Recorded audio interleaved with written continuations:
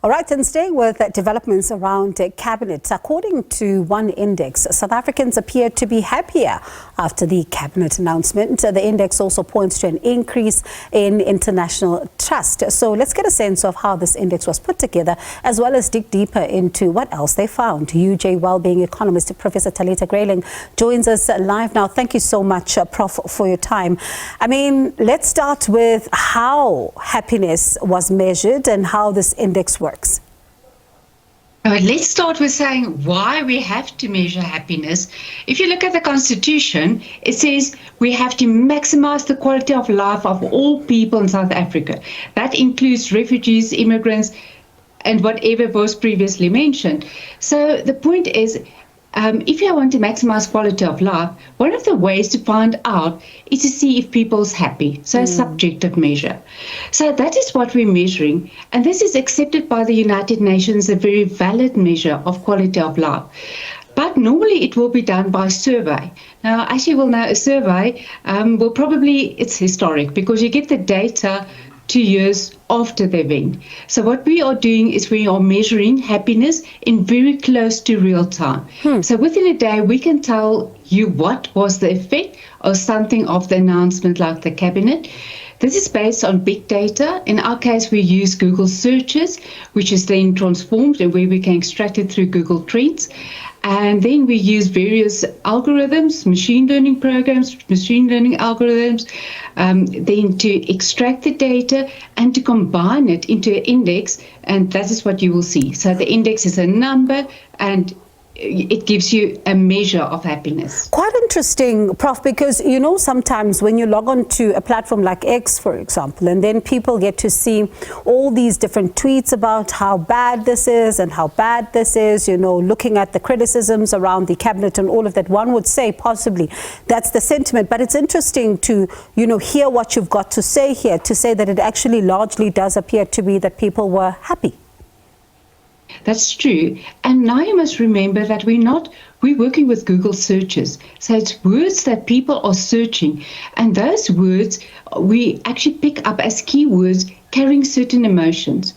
Now, it was a very vigorous process. We started off with 84 of these words and then used various machine learning models to identify the most important features of words. And that is combined into an index. So what we see is the use of words. So if many positive words, if it increases the number of words, you will find a positive increase in that index. But very often, if a positive increase, you always will find a negative side increase as well, emotions. And then you look at the net effect. So what are some of these words? Well, we have 26 of them. The one I love is Ubuntu because it captures the feeling of South Africans. I often also inform people in Europe what Ubuntu means, but there's also happiness, joy, hope, friendship. So very positive emotions. And then on the other hand, we have negative emotions, which is captured by something like bad, anger, fear. So it's more negative words which captures negative emotions. And so we also saw then when it comes to criticism, for example, around some of the ministers within this particular cabinet, how big was that in terms of the searches? So what we see is we can't see the searches, we see the words. Yeah. And then once we've seen what happens to the happiness index, you need to find out what is behind that. Then you go to social media and Twitter and see what has been tweeted, which can maybe influence this index direction, trying to explain it. And what we've seen is, on the one hand, a debate about who was appointed where, which portfolio went to which different parties, and there was a debate around that. And so that was maybe more aggressive, more negative, and also the size of the cabinet was criticized. But on the other hand, you see the positive side of it, the relief that the cabinet was announced, which is positive, because that means there's a power standing together that will go into the future. And that is what gives people hope for the future and makes the whole impact positive. So briefly then, you often hear people say that, you know, X is not a big community. It's a small community when you think about the rest of South Africa. And I wonder how then do we begin to reconcile what the study finds versus that particular notion? Remember that we're not using X or Twitter, we are using Google searches. So you can just imagine what is the number of Google searches that we use. Yeah. And this measure is very robust.